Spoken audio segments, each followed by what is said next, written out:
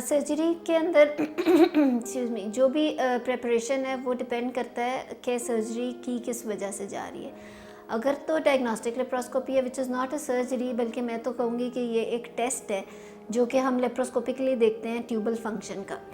तो उसकी तो इट्स अ माइनर प्रोसीजर, उसके लिए कोई प्रिपरेशन ख़ास की ज़रूरत नहीं होती, लेकिन चूँकि ये बेहोशी में होता है इसलिए इसमें 6 घंटे का बग़ैर खाए पिए वाला अगर हो हिसाब तो वो बेहतर रहता है। उसके अलावा जो ऑपरेशन थिएटर का प्रोटोकॉल है कि ब्लड ग्रुप हो और साथ में कंप्लीट ब्लड काउंट और हेपेटाइटिस प्रोफाइल हो एटलीस्ट, तो that is the only pre requisite for the diagnostic laparoscopy. अगर मेजर सर्जरी वाली बात करें, जैसे कि लेप्रोस्कोपिक सर्जरी है, जैसे कि हमें अल्ट्रासाउंड पे पहले ही पता है कि कोई ओवेरियन सिस्ट है या कोई फाइब्रोइड यूट्रस है जिसके लिए हम सर्जरी के लिए जा रहे हैं, या कोई डिशेंस का है, तो डिपेंड करता है कि पेशेंट के बेसलाइन इन्वेस्टिगेशंस क्या हैं। अगर तो उसका हीमोग्लोबिन पहले ही 8 है या लोअर साइड पे है, फिर ब्लड अरेंजमेंट की ज़रूरत पड़ सकती है।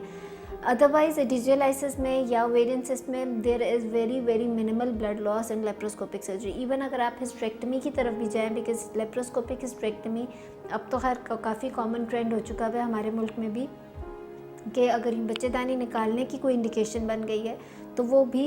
लेप्रोस्कोपिकली ही किया जाता है। तो उसके अंदर भी it is even less than 100 ml भी नहीं, एक्चुअली 50 ml ब्लड लॉस होता है उसमें,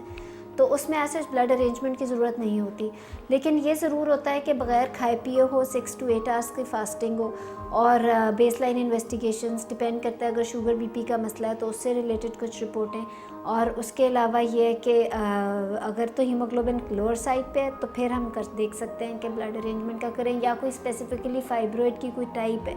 अदर देन दैट कोई ऐसा और प्रिपरेशन की ज़रूरत नहीं होती है इसके अंदर।